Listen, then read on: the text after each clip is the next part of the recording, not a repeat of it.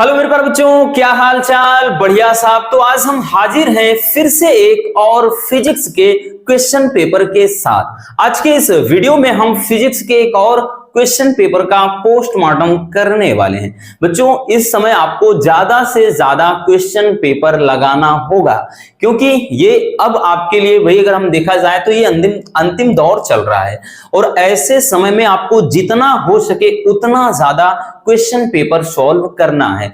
इससे आपका IQ level भी बूस्ट होगा, साथ ही आपके अंदर कॉन्फिडेंस आएगा। ठीक है ना?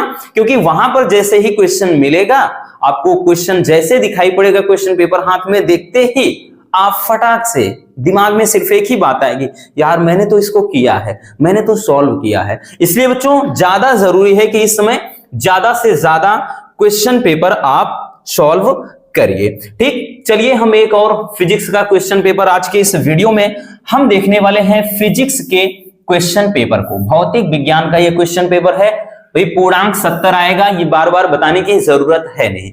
लेकिन बच्चों सबसे ज्यादा जो जरूरी होता है कि वो निर्देश। ठीक, आपका क्वेश्चन पेपर होगा 3 घंटे 15 मिनट का।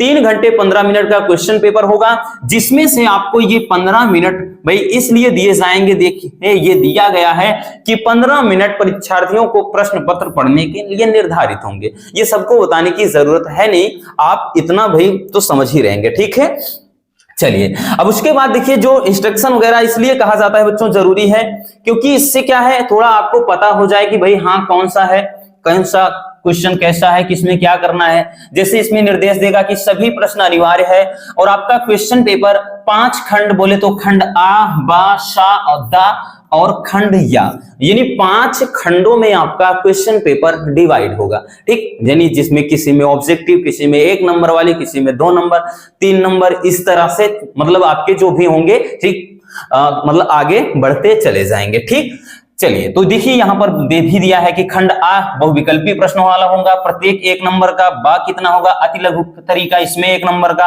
खंड सा जो होगा ये 2 नंबर वाला होगा। ठीक, इसमें भी लघुत्तरी।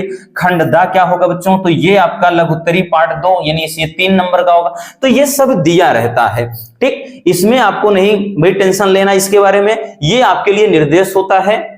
और उसके बाद जैसे खंड ला मतलब खंड जो या होता है सबसे अंतिम। ठीक, इसमें सब आपके विस्तृत उत्तरीय प्रश्न होते हैं 5 नंबर वाले। तो चलिए शुरू करते हैं बच्चों।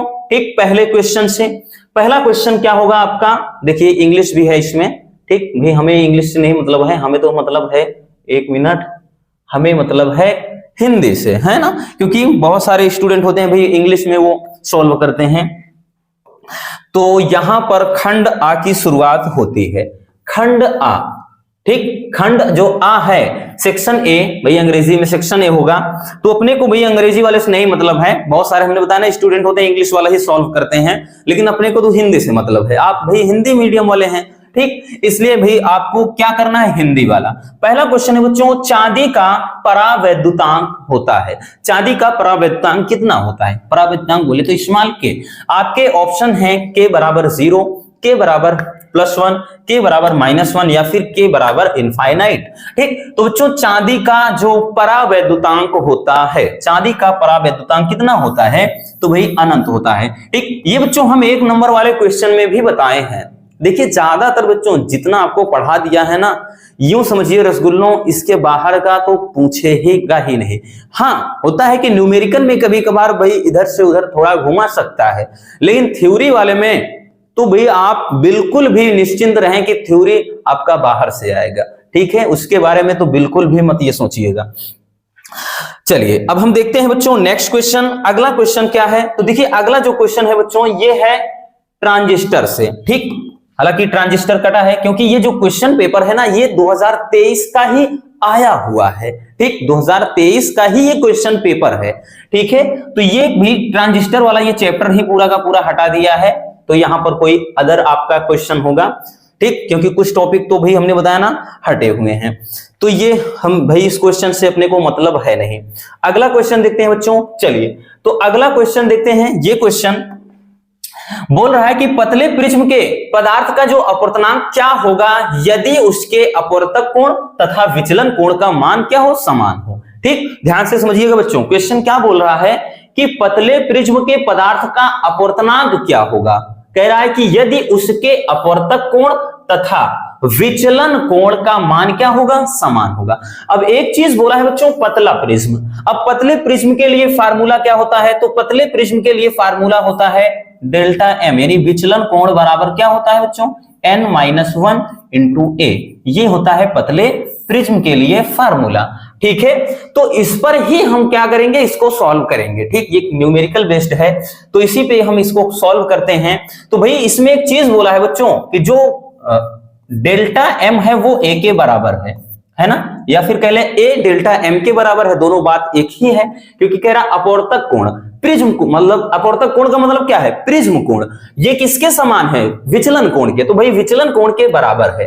तो ऐसे केसेस में क्या हो जाएगा बच्चों, मान लेते हैं यहां भी हम ए ही रख दें। ठीक, दोनों आपस में बराबर, अगर हम यहां ए रख देते हैं बराबर n-1 इंटू ए, तो ए ही रहेगा। तो भाई ये ए से ए कट गया, तो इधर कितना बच्चों एक बच गया, है ना, इधर एक बचा, तो एक बराबर कितना हो जाएगा n-1, या फिर एक बराबर, भाई इधर देखिएगा बच्चों, एक मिनट, ये इधर लाइए। ठीक, 1 प्लस इधर आएगा, ये माइनस से प्लस हो जाएगा, बराबर n, यानी n बराबर कितना आया आपका, n बराबर आ गया 2। तो आपके ऑप्शन की क्या है, 1.5 है, ये 2.0 यानी 2 ही लिखा है, तो यही हो जाएगा। ठीक, ऑप्शन ये second is the right answer. बाकी 1.33 होगा नहीं, शून्य होगा नहीं। ठीक, तो ये हो जाएगा दूसरा विकल्प सही उत्तर हो जाएगा। ठीक है, चलिए अगले क्वेश्चन की तरफ चलते हैं बच्चों। और अगला क्वेश्चन तो इतना मजेदार है ना, ये क्वेश्चन हम आपके लिए छोड़ रहे हैं, ये क्वेश्चन आपके लिए छोड़ रहे हैं बच्चों, और इसका आंसर आपको कमेंट बॉक्स में देना है। देखते हैं हमारे कितने रसगुल्ले सही जवाब देते हैं। अधिकांशतः भाई हमने देखा है कि ज्यादातर बच्चों ने सही ही दिया है, जो भी हमने आज तक क्वेश्चन किया है अधिकांश स्टूडेंट के सही आंसर ही आए हैं। ये एक समीकरण है, ठीक, समीकरण है यहां पर, और इसको बोल रहा है कि ये समीकरण, इससे ये चीज बन रहा है, और ये कह रहा है कि इसमें ये समीकरण व्यक्त क्या करता है। ऑप्शन है नाभिकीय विखंडन, ठीक, या फिर नाभिकीय संलयन, या नाभिकीय विघटन, या फिर इनमें से कोई नहीं, आपको कमेंट करना है। ठीक, ये जो समीकरण है ये क्या व्यक्त करता है, आपको कमेंट करना है। जो भी आंसर होगा, नाभिकीय विखंडन होगा तो नाभिकीय विखंडन लिखिए, संलयन होगा संलयन लिखिए, विघटन होगा विघटन, या फिर अगर नहीं है कोई देन आप दिस लिखिए, तो कमेंट जरूर करिएगा।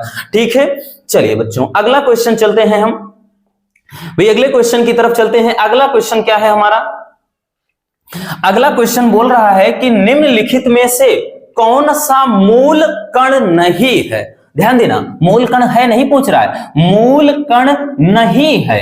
आपके ऑप्शन है पॉजिट्रॉन, इलेक्ट्रॉन, अल्फा कण, या फिर न्यूट्रिनो। तो इसमें कौन सा होगा, न्यूट्रिनो दिया है, तो बताना है बच्चों कौन सा मूल कण नहीं। देखिए ये भी मूल कण है, इलेक्ट्रॉन भी है, ये है, तो ये नहीं है। अब भाई अल्फा कण अगर मूल कण नहीं है तो क्या है, तो ये बच्चों हीलियम का नाभिक है, ये क्या है, नाभिक है।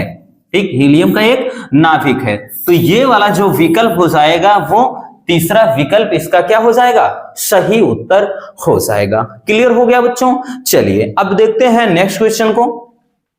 नेक्स्ट क्वेश्चन की तरफ आते हैं। देखिए अगले क्वेश्चन में बच्चों क्या बोला है, कह रहा है कि प्रतिरोध R, प्रेरकत्व L तथा संधारित्र C श्रेणी क्रम में जुड़े हैं, यानी ये एक LCR सर्किट है। कह रहा है प्रत्यावर्ती धारा स्रोत की अनुनादी आवृत्ति N तथा अनुनादी आवृत्ति NR है।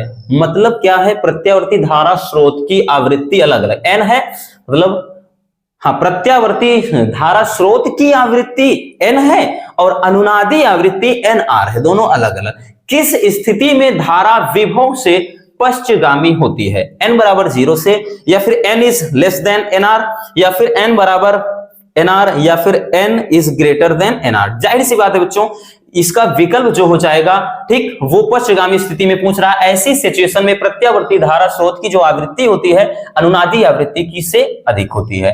तो option 4 is the right answer, ये विकल्प इसका सही हो जाएगा। ठीक है, चलिए अब देखते हैं नेक्स्ट क्वेश्चन को। अगला क्वेश्चन देखते हैं बच्चों।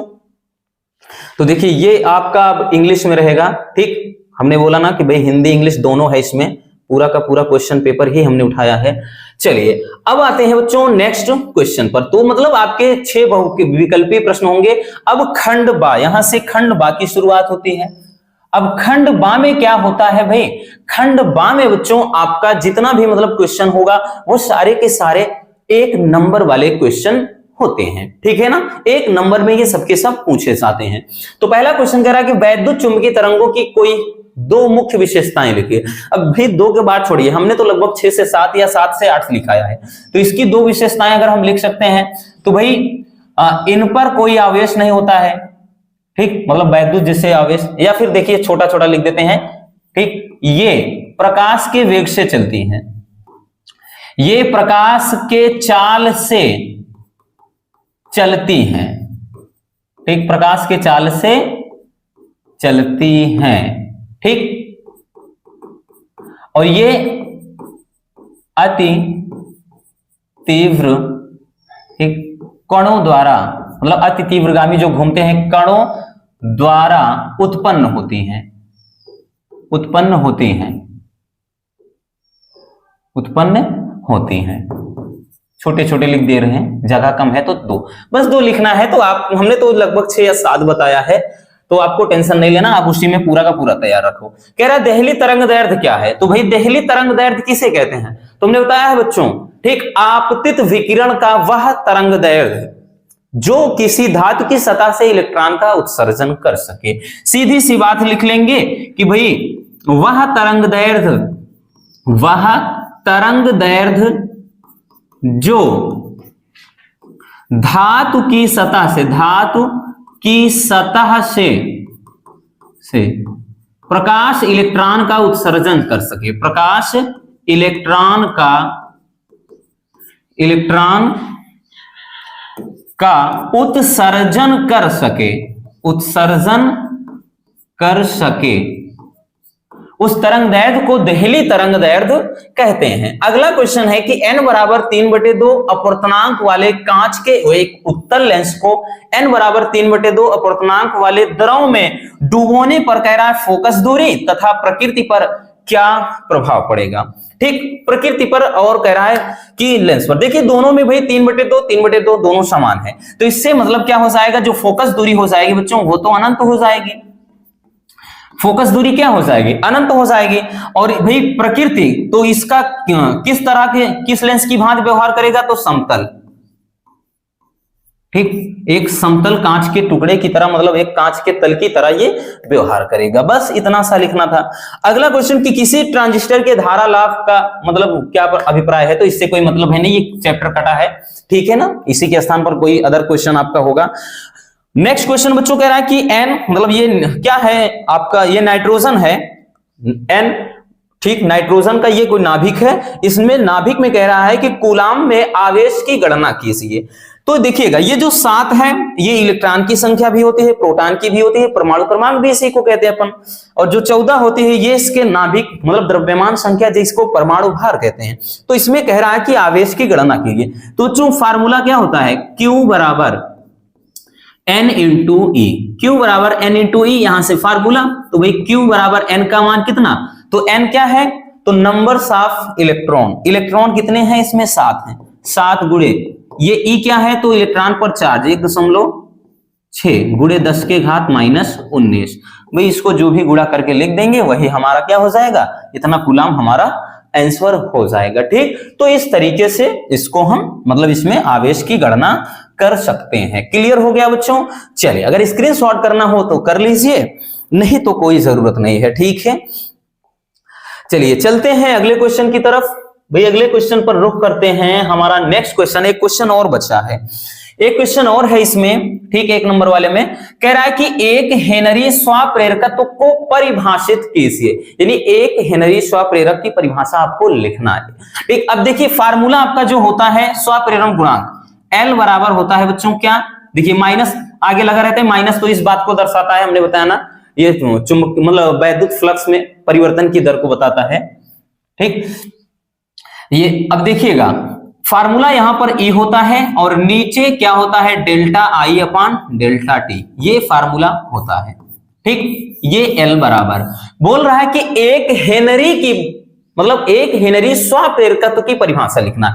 अगर बच्चों हम E बराबर 1 वोल्ट, E क्या है, विद्युत वाहक बल मान लें, और delta I upon delta T, अगर हम delta I upon delta T बराबर हम 1 मान लें, ठीक, 1 एम्पियर प्रति सेकंड, तो परिभाषा ये हो जाएगा कि यदि किसी कुंडली में, ठीक, 1 एम्पियर प्रति सेकंड के कारण 1 वोल्ट विद्युत वाहक बल उत्पन्न होता है तो उस कुंडली का स्वप्रेरण गुणांक कितना होगा, 1 हेनरी होगा। बस इतना लिखना है, ठीक। इसी फार्मूले में बच्चों हमने इसको 1 वोल्ट रख लिया और यहां पर 1 एम्पियर प्रति सेकंड रख लिया। तो वही कि भाई किसी कुंडली में 1 एम्पियर प्रति सेकंड के कारण, ठीक, 1 वोल्ट अगर विद्युत वाहक बल उत्पन्न होता है तो उस कुंडली का स्वप्रेरण गुणांक या स्वप्रेरकत्व तो कितना होगा, 1 हेनरी होता है। बस सीधी सी बात है और कुछ ना। चलिए अब चलते हैं नेक्स्ट क्वेश्चन पर। बाकी तो यहां से भाई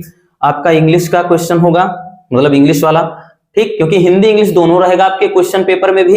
अब हम देखते हैं बच्चों खंड सा, बोले तो सेक्शन सी, खंड सा। अब खंड सा में देखिएगा यहां पर सारे क्वेश्चन आपके 2 नंबर वाले होंगे और इसी क्वेश्चन में थोड़ा भाई ये क्वेश्चन थोड़ा ज्यादा लिखना होता है, ठीक। कह रहा है कि 45 इलेक्ट्रॉन वोल्ट ऊर्जा का एक, ठीक, इलेक्ट्रॉन कह रहा है 9 गुणे 10 के घात -5 वेबर प्रति मीटर स्क्वायर तीव्रता के चुंबकीय क्षेत्र में वृत्ताकार मार्ग में चक्कर लगा रहा है।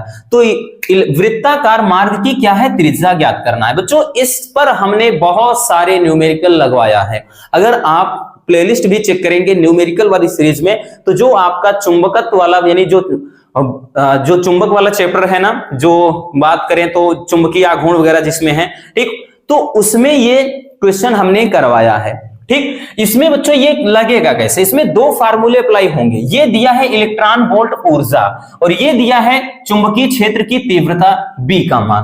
तो एक तो पहले फार्मूला हम निकालेंगे, देखिए काइनेटिक एनर्जी K बराबर कितना होता है, ½ mv²।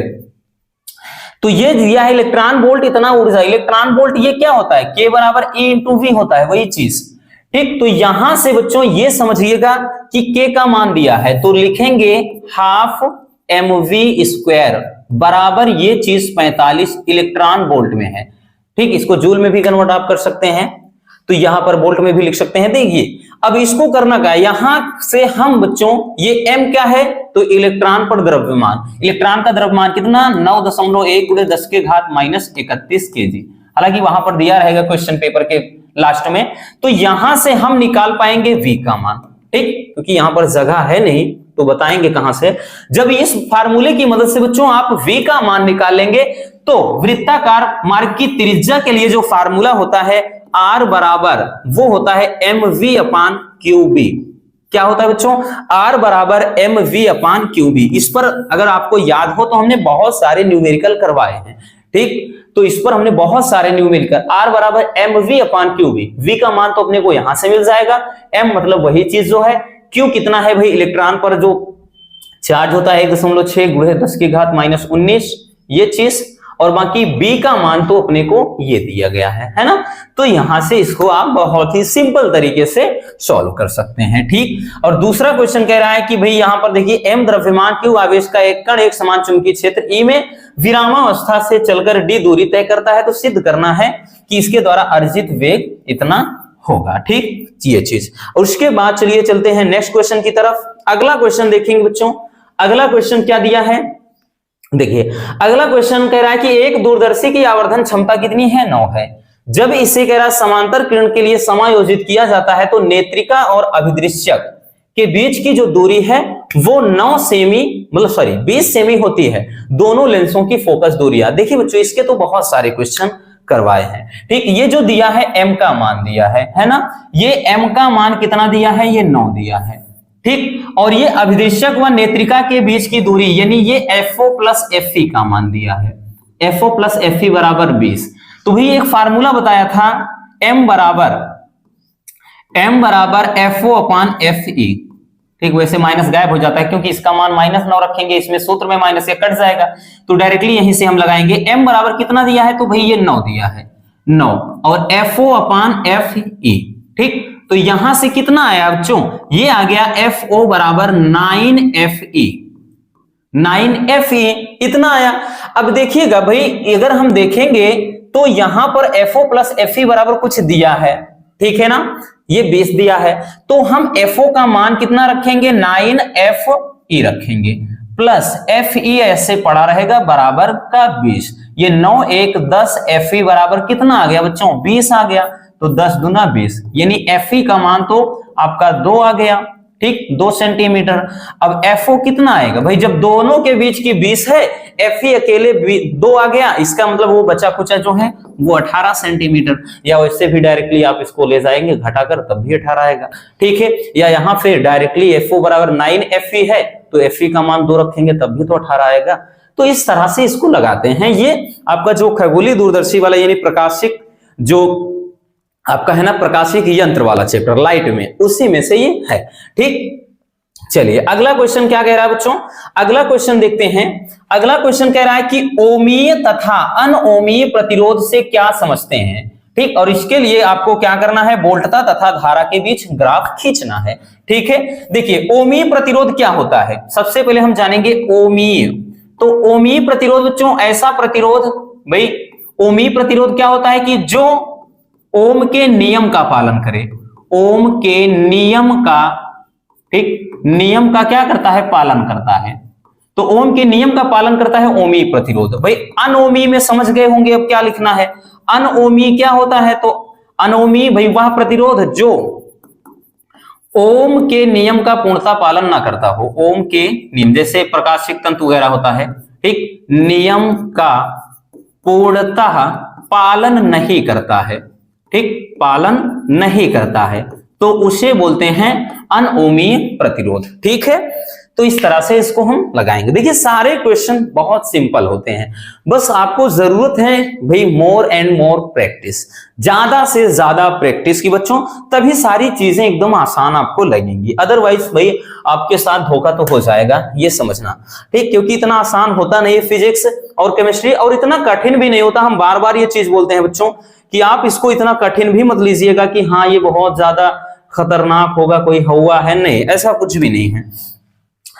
खंड द सेक्शन डी, अब सेक्शन डी जो होगा यहां पर प्रत्येक क्वेश्चन आपका 3 नंबर वाला होगा।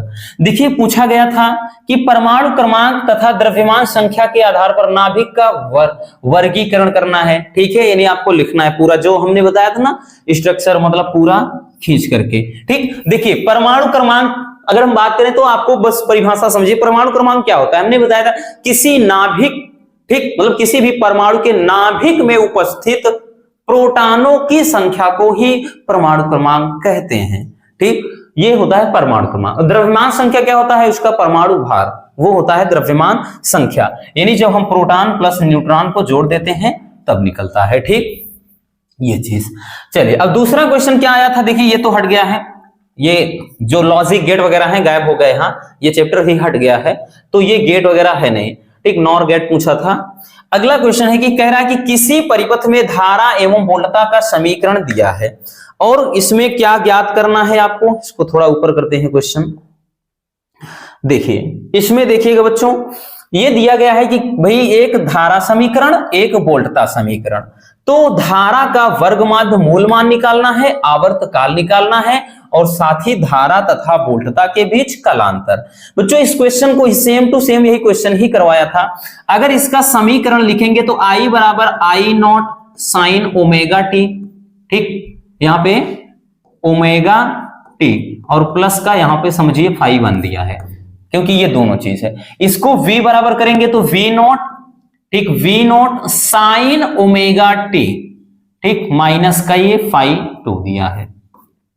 इससे अगर कंपेयर करेंगे तो सबसे पहले पूछा है, पहला चीज पूछा है बच्चों धारा का वर्ग माध्य मूल मान, यानी IRMS बराबर क्या होता है, I नॉट बटे 2 होता है, ठीक, I नॉट बटे रूट 2 ये होता है IRMS बराबर, ठीक। तो इसके बराबर लिखेंगे तो भाई IRMS क्या हो जाएगा, I नॉट कितना है, तो I नॉट के जगह पर अगर हम देखेंगे 3.5, तो 3.5 बटे रूट 2 एम्पियर। इसको हल कर लेना या भाई डायरेक्टली बस आंसर लिख दीजिए। अगला कह रहा है कि आवर्तकाल, तो आवर्तकाल बच्चों होता क्या है भाई, दूसरा चीज आवर्तकाल कह रहा है t बराबर 2 पाई अपान ओमेगा। ठीक, इससे आवर्तकाल निकालते हैं बच्चों। ठीक, ओमेगा का मान तो सीधा सीधा देख रहे हैं ना, ये दोनों का मान भाई, ओमेगा का मान 628 है, तो 2 पाई अपान ओमेगा, इससे आवर्तकाल निकल जाएगा। तीसरा चीज कह रहा है कि भाई कलांतर, तो तीसरी चीज कलांतर। अब कलांतर कैसे निकालते हैं बच्चों, तो भाई कलांतर के लिए अब डेल्टा फाई बराबर अगर हम करेंगे तो क्या हो जाएगा, फाई 1 माइनस फाई 2।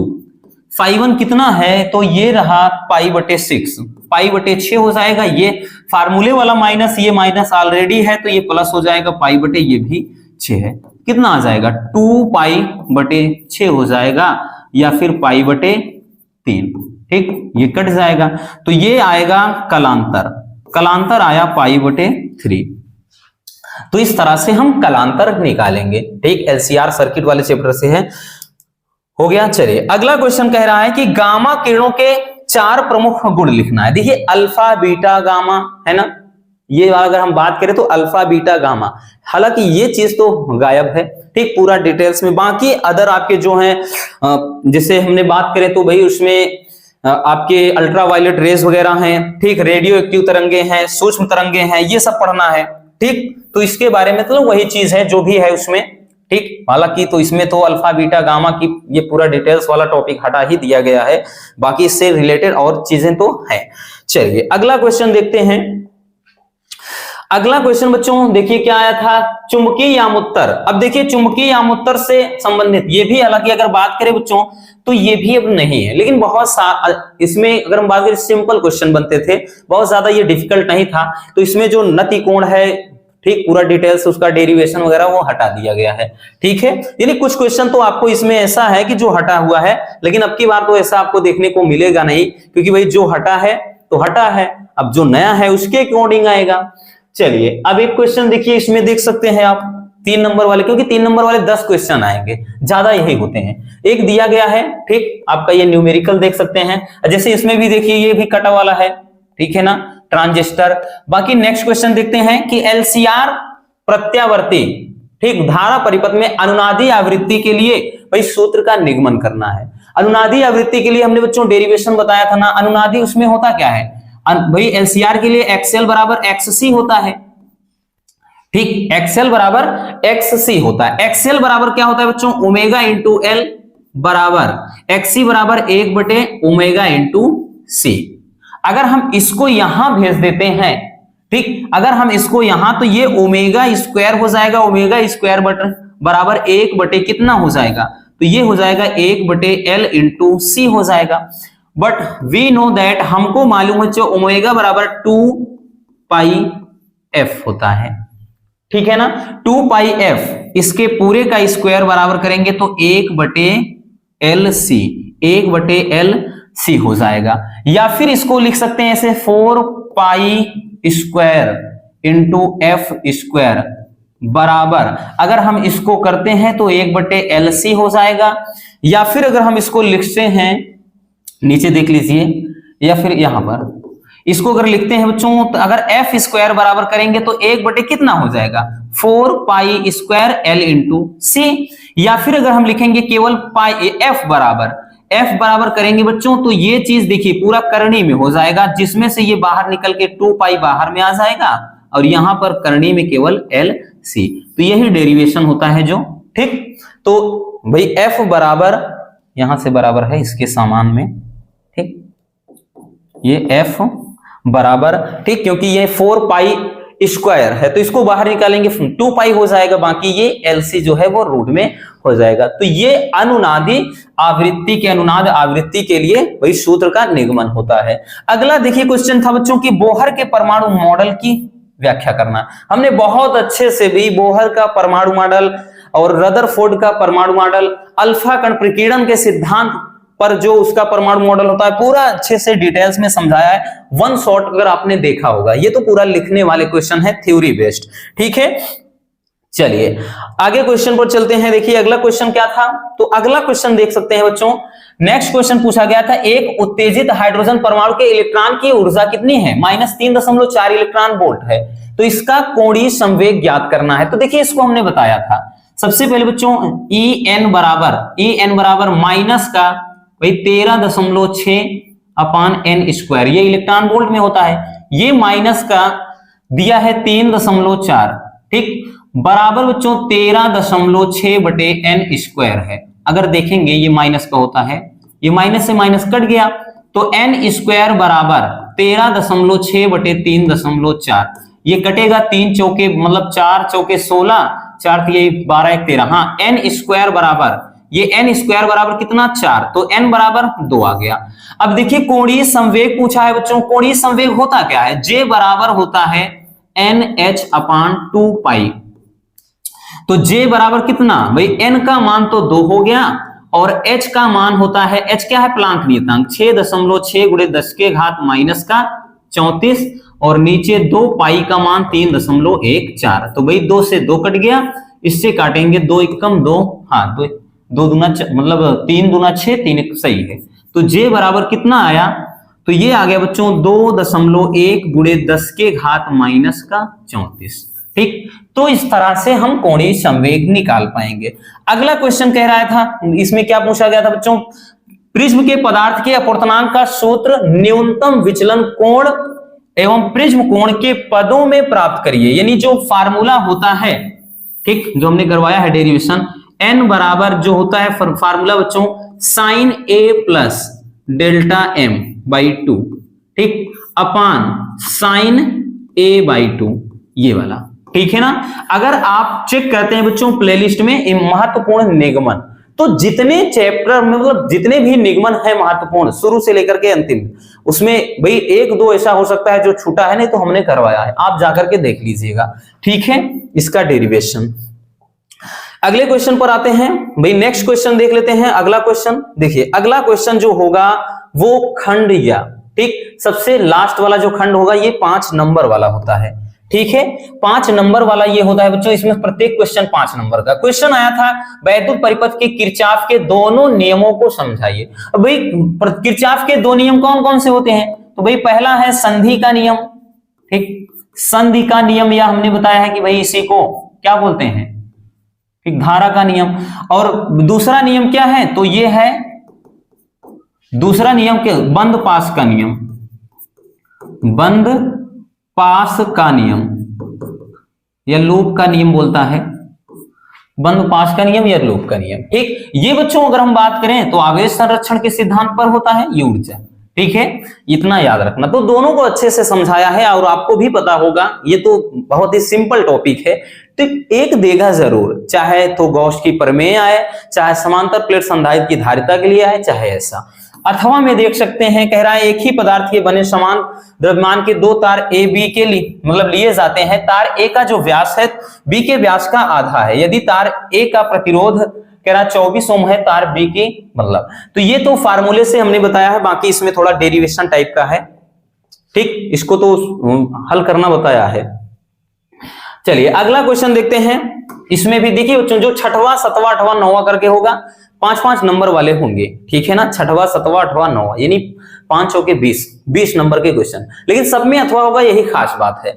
जैसे 7वें क्वेश्चन में दिया था बच्चों कि लुईस मतलब यहाँ पर लुईस दे ब्रोगली के द्रव्य तरंग अवधारणा से क्या तात्पर्य है, और दे ब्रोगली तरंग दैर्घ्य के लिए, ठीक, कह रहा है कि संबंध गतिज ऊर्जा के पदों में लिखिए। तो भाई इसको तो हमने बहुत अच्छे तरीके से समझाया, इसका डेरिवेशन करके भाई डेरिवेशन के टाइम हमने कई बार ये चीज आपको समझाया कि इसको कई तरीके से पूछता है, ठीक। हमने बताया था ना कि जो भाई ये फार्मूला होता है H/P, एक तो इस रूप में भी निगमन कराया था, इसी को बच्चों ऐसे पूछ सकता है H/ यहाँ पे mv, ऐसे भी पूछ सकता है, या फिर इसी को हमने बताया था लेमडा बराबर H/रूट में 2mk, इसको ऐसे भी पूछ सकता है, ठीक, कई तरीके से। अगर आपको पता हो तब हमने इसको कई तरीके से बताया था। या एक और होता है तो H/रूट में 2m उसके बाद E × v, इस तो कई तरीके से इसको पूछता है बच्चों, ठीक है। तो ये वाला कह रहा है कि भाई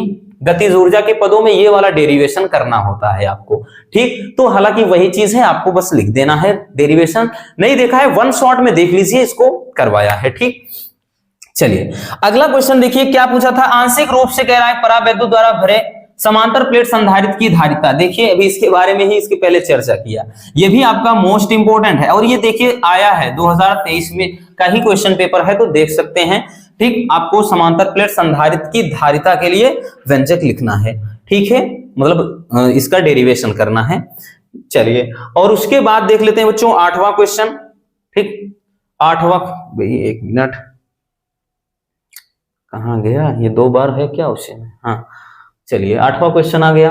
8वें क्वेश्चन में देखते हैं क्या है। देखिए 8वें क्वेश्चन में हाइड्रोजन परमाणु के लिए ऊर्जा स्तर बनाना है, यानी लाइमन, बामर, पास्चन, ब्रैकेट, फुंड, ये चीज आप सर्च मारेंगे हाइड्रोजन स्पेक्ट्रम मोनूसर, वीडियो सामने होगी।